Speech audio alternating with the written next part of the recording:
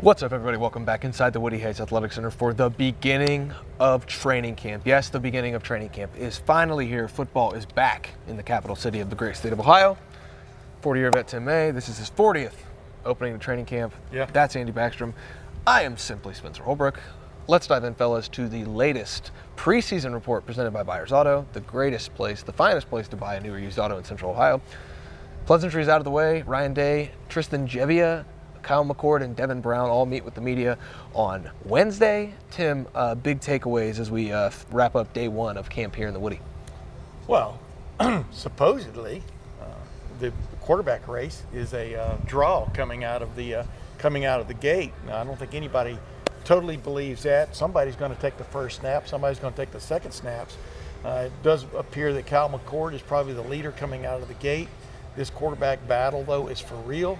As Ryan Day told me, and maybe others at Indianapolis a week ago, that's the biggest question he's got to get settled on this football team. You know, I keep saying it's the offensive line, especially right tackle, because I think they've got two quite capable quarterbacks on this team, in Kyle McCord and Devin Brown.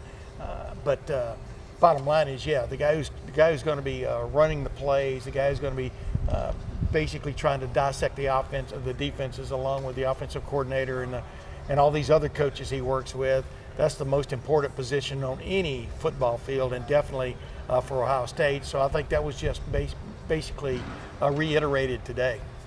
Both of these guys have stepped up as leaders in Kyle McCord and Devin Brown, but I think when you hear them speak, you notice a different tone, or maybe Kyle McCord's a little bit more reserved and Devin Brown comes out with a lot of fire and kind of says what's on his mind. And I think with Devin Brown, the first takeaway I had was that the way he treated his injury, the finger injury he had in the spring, he said he wasn't even really that upset. He actually said he had a phone call with his dad, and his dad was like, "Why aren't you upset?" He said, "Well, because it's an opportunity to grow," and it was something he saw as a chance for him to really take a step in this quarterback battle, and he really took that approach. He said Tristan Gebbia helped him with that. Tristan Gebbia is a quarterback here that went through a serious hamstring injury while he was at Oregon State. And so I just felt like the presence that Devin Brown had stood out to me in terms of the way he framed that injury. It wasn't something he saw as a setback. He saw it as something he could grow from. I thought Ryan Day played his cards really close to the vest today, answering questions about both these guys, continuing to say that the race was as close as it can be. I think coming out of that, Kyle McCord has an understanding that I think he leads in this battle. It was a little more, matter of fact. He knows what he has to do to win the battle. I do think Devin Brown, as assertive as he was, I think it did come from a place of a little bit of understanding that maybe he's a little behind right now. That's just a read that I get. But also, those are two extremely confident, extremely competitive guys who are not going to back down from this thing. Devin Brown, even in his first answer, said, "I'm more athletic than Kyle is, but Kyle can also make plays on his feet." But I thought that was interesting. That's what we've been saying. I thought that was interesting. Yeah, but they're very humble individuals, as well as being competitive. And for Devin to just kind of say that, I know it was a little probably tongue-in-cheek just because they take jabs at each other all the time, but also gives a little bit of insight that these guys even see what their strengths and weaknesses are. They're not going to just come out and reveal them all the time like maybe Devin did right there, but they also are humble enough to not do those kind of things to each other. It was just kind of interesting that he was like, "Yeah, I think I'm a little more athletic, but also Kyle does a lot of things really well that maybe I don't do well." Yeah. So just a little peek inside behind the curtain. Yeah, and I've got a couple stories coming out of this too that they'll went in intending to flesh out, and they have gotten fleshed out to a certain extent. But number one, they've got a head coach in Ryan Day who has been in their shoes. Not exactly in their shoes, but pretty close, because he was chasing an older player in 1999 at the University of New Hampshire to become the starting quarterback, and he ended up winning that battle. And the interesting thing is the older guy, I'm sure, went into the season as pretty much the number one from the standpoint of pecking order, but Ryan Day went by him. And just discussing all the things he went through in that regard, he understands what these guys are going through. When you look at this, like you just pointed out on paper, and Andy was talking about too, Kyle McCord's been the backup quarterback here for the last 2 years. Yeah. The next guy to go on the field if something had happened to C.J. Stroud. He started and won a game, played the entire game against Akron way back when, and when they finally let C.J. Stroud rest his aching shoulder. So he's been there, done that on a small scale, but he definitely has. That's not lost on Devin Brown. Devin Brown, no matter how you stack these guys up, Devin Brown knows he's got to be not just as good as Kyle McCord, but probably a little bit better. Yes. Through these things. And the point is, how do they remain friends, which they claim they are, and I'm sure they are. How do they keep it civil? But then they, like Devin Brown said, it is a competition. He loves the competition. Yeah. And that's why he came here. That's why he committed to a school that had a loaded quarterback room at that moment. Now all of a sudden he's in that moment in his career when he has a chance to challenge for and possibly win, in my opinion, at least top 3, but maybe the number 1 quarterback job in the country in terms of where you can go as a player from a statistical standpoint, from an accolade standpoint. And I'm sure they're both going to give it their best shot. I think it's interesting that if you really think about it, so if we figure Kyle McCord has the lead in this job, we've seen a one-and-done quarterback at Ohio State. We've seen first-round picks at Ohio State. We've seen Heisman finalists at Ohio State. Sometimes all 3 in Dwayne Haskins. Who's to say that Kyle McCord isn't the next? It's a little easy for Devin Brown to come from a place of confidence when, even if he doesn't win this job, it's 1 more year and then it's your job. Yeah, but you can't look at it like that. I understand that. I mean, not even Kyle can look at it like that. That's not my point at all. Yeah. My point is, because if Devin wins the job, it's his for 2 years. So that wouldn't even be the case for Kyle. But if Kyle McCord wins this job, Devin Brown can still be confident in his leadership, his ability to know that, okay, I wait 1 more year or I wait a few games. If Kyle struggles, I'll be ready. If not, then it's my job at the end of this year. Like, there's a world where that can also factor into the confidence that Devin Brown carries. I just think that both of these guys show so much of it, it's kind of hard to get a read for everything because these are such confident guys. Because they don't even know the answer yet. I mean, we're talking about something no one knows the answer to yet. I mean, that's what you're getting to. Yeah, if Kyle McCord wins this job, like we just talked, the surrounding cast, the weapons he has at his disposal, if in fact the offensive line comes along, like I think we think it will, but you got to see that too, right? He can go places in a hurry, just like you're talking about, like Dwayne Haskins Jr. did. I mean, clearly there is a points and yardage explosion that's possible here if in fact the offensive line comes along, and one of these guys is going to be leading it. Yeah, and that's the thing. I was going to ask Ryan Day, didn't get called on to talk to Ryan Day, but with Kyle McCord, I asked him, I said, does it change anything for you that all of your weapons are back? You have a running game to rely on now that all the running backs are back when they weren't there in the spring. You have Marvin Harrison Jr., who didn't go through a lot of spring drills. Julian Fleming and Emeka Egbuka didn't do anything in the spring. You have those guys back. Like, how does that change your mindset? He said it doesn't really change it, but it does help to have those guys back. Whoever wins this job is I hate the analogy of getting the keys to the Cadillac, but like, there's really no other way to say it with this group because of just how good the talent around this quarterback is going to be, Andy. Yeah, it's an overused analogy, but it's a correct analogy. And Kyle McCord called it, the best wide receiver core in the country, which it's not even that big of a hot take. That's probably the truth. Maybe cold. And except for the Cadillac part, it's more like a McLaren F1. But go ahead. Yeah, you can pick your poison there. But yeah, I think the one thing I took away too from this is that, look, Ryan Day wants the extraordinary traits. He wants the competitive side of these quarterbacks, and that's something he's talked about. He mentioned Dwayne Haskins at Maryland using his legs. He mentioned Justin Fields coming back from broken ribs and throwing 6 touchdown passes against Clemson in the college football playoff. Great. He mentioned C.J. Stroud putting everything on the line and giving him a chance to beat Georgia in college football playoff this last year. He wants that. He wants someone to step up in that way. And I think one thing that I took away from this press conference was that both of these quarterbacks, without hearing each other, mentioned C.J. Stroud and not wanting to step on his toes. And it was kind of clear, and that makes sense. They said this was C.J. Stroud's team, but now it's our opportunity to lead. And even if you're more reserved like Kyle is, we've seen him lead in this building. There was a scrimmage here in the spring where he scored a touchdown and was loud as can be, throwing the football in celebration, getting around his team. We've seen Devin Brown do it as well. So I think now there is no C.J. Stroud. There is no stepping on toes. They're not trying to step on each other's toes. They don't care about that. They're willing to compete, and that's what Ryan Day is looking for. Tim? No, yeah. It's funny, though, guys. It's funny what goes through your mind when you're sitting in a press conference and things get sort of like dulled a little bit. And I'm sitting there looking at Tristan Jebby, and I'm going, that guy kind of reminds you, in a small way, but definitely reminds you of Stetson Bennett, a guy that Georgia walked on at Georgia. Georgia didn't want him, ran him off, at least once, tried to run him off twice. And suddenly, it became his team, and all he did was lead him to 2 national championships. My point is, I really like this quarterback room at Ohio State from the standpoint of you've got 2 5-star prospects going at it, led by a guy who has been around the block and then some, like I've outlined for him, from Calabasas High School to Nebraska to Oregon State to now Ohio State, going into his 7th year. And you've got all this coaching cadre set up above him, like Corey Dennis, Todd Fitch, the what do you call him? A quality control guy, whatever he is. I'm not sure what exactly his title is.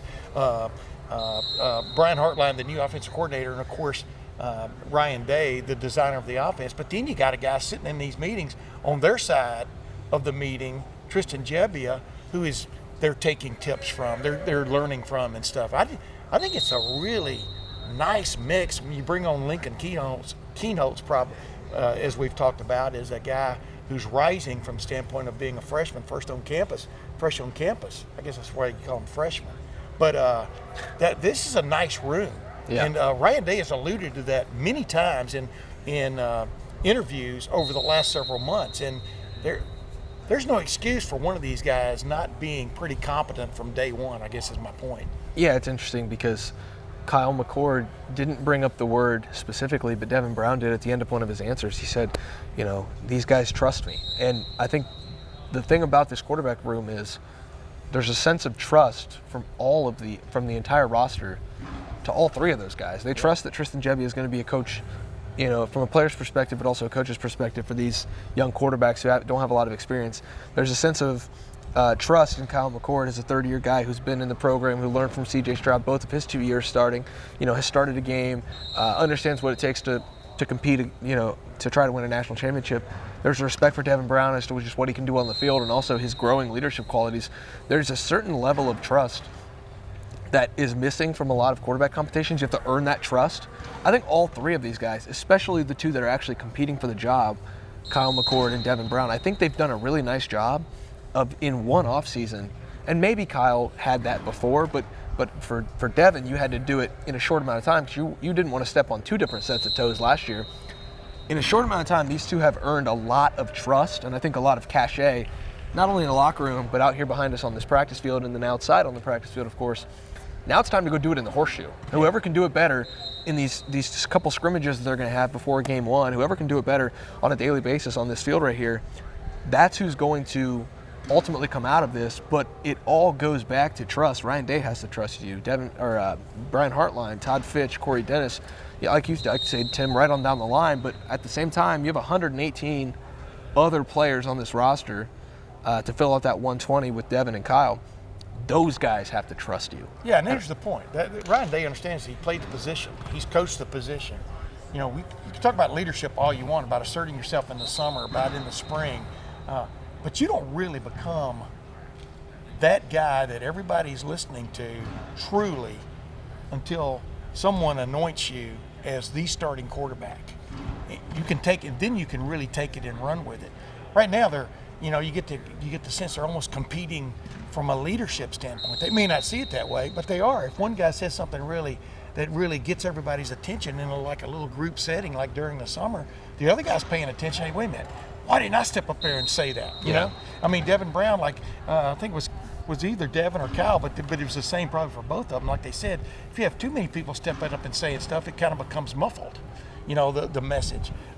So Ryan Day understands this is a big decision he's going to make. He doesn't want to be rushed into it, but he has played the position. He understands that, in fact, if he names Kyle McCord, that Kyle McCord is going to be looked at by everybody, including us. There's not going to be any more, wondering. We're not going to be asking him every day who's your starting quarterback. Same way with the players. It's important to the players to know who the starting quarterback is, whether they will admit it or not. But then it's from that moment on, does that guy take the ball and run with it?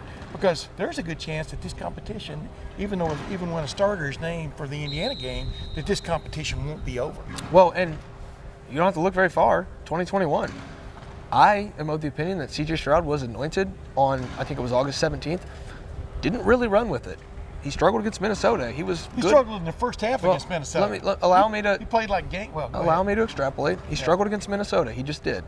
He threw a 70-yard touchdown to Travion Henderson. It was really a 5-yard pass. I mean, he had his struggles. You have the Oregon game where he tried to do maybe too much and pressed a little bit, especially on late down situations. And then he didn't play in the Akron game. Yeah. Shoulder injury, and, I think there was a little bit of mental side to that. I don't think he truly ran with that job. Even though you anoint a guy, doesn't mean they're going to run with it. Now, I'm of the opinion that whoever gets anointed from that group of two is going to run with it because those guys are a little too confident not to. I'm going to throw it to Andy real quick. Well, wait a minute. Did you hear my question, though, to Ryan? He got anointed. What would he do? His first half of the season, he threw 8 touchdown passes and 10 interceptions at New Hampshire. The coaching staff stuck with him, though, because they saw him as being the best answer down the road. Those are the hard things that they're going to go through because any first-year starter, I can go back through the ages of first-year starting quarterback. Art Schlichter got beat up by Penn State over in Ohio Stadium. His first game as the starting quarterback as a freshman in 1978. You're going to go through tough times, but it's going to come down to people sticking with you, people believing in you, and that's what's going to make the difference. Well, one thing I appreciate about these Brian Day press conferences is he gives us an inside look of how reflective he can be in these kinds of environments. And one thing he reflected on was that he put too much on C.J. Stroud's plate at the beginning of that season. He said that Oregon game, hey, we should have played better defense. We should have ran the ball more. And after that game, there was a lot said on social media about, is C.J. Stroud the guy? You lose to Oregon at home, right? You still have the game against Michigan coming up later that season, which they also lost. So he's reflecting on that, and the other thing he's reflecting on is play calling duties. And one thing he talked about was, hey, when he first got here at Ohio State, it wasn't so black and white of calling plays. There was a little bit of shared responsibility between him and Kevin Wilson. So now the situation was with Brian Hartline, it's not going to be black and white either. He said it's probably not going to be a clean break. There's probably going to be a little bit of, communication between the two of us of figuring out who's going to call plays when, who's going to do this and that. And he was very adamant again, just like he was at Big Ten Media Days this last week in Indianapolis, that play calling is just one of the many things. And not even the top thing. No, it's probably, he actually says, near the bottom of the tasks for an offensive coordinator. Now, you could say he's just saying that. He doesn't want people to blow it up as this big thing, but I think he truly believes the operational side of offensive coordinator is more important. And the reason he believes that is I got to sit in on one of their meetings one time. Like I said, they spent 15 minutes trying to figure out how to block a counter play against Northwestern before they went in that Big Ten championship game a few years ago. Urban Meyer let us sit in there. Ryan Day was running the show, but the point is, once they get to the play list, everybody has contributed in one form or fashion from the offensive staff. Now you're just picking out plays that you've thought about, that you've all agreed are going to work or should work against A, B, C, or D, And he's right. I mean, and it's interesting that Ryan Day has brought that up a couple of times, is that managing part during the week, during preseason camp. He's brought that up a few times. I'm not sure he's indicating that he's concerned about that with Brian, but those are the things that a head coach is focused on with his new offensive coordinator, not what he's going to call on 1st and 10 against Indiana. Yeah, picking out plays from the play sheet. Ryan Day's had to do it. Brian Hartline's had to do it. Almost reminds me a little bit of, fellas, I wake up this morning, I get in the shower, I'm getting ready to go to the Woody. I go into my wardrobe and I'm like, closet, what am I going to wear? I don't know. I throw the Lettermen Row polo on, and then I'm like, what would really add to this outfit? The Bird Dogs Tech hat. This thing, man, a white hat, it's got the pink or orange, depending on how colorblind you are like me. Pinkish orange. It looks very nice as a backwards hat. I do that very often when I go to the grocery store, when I mow the yard, when I do whatever I need to do in my day. I go meet Andy for happy hour. Like, the Tech hat is a great addition, and right now it can be yours at birddogs.com/LR, or if you just use the code LR at checkout, you can get those fancy pants that Tim's wearing right now, the khaki pants that they just sent him, Bird Dogs hooking Tim up.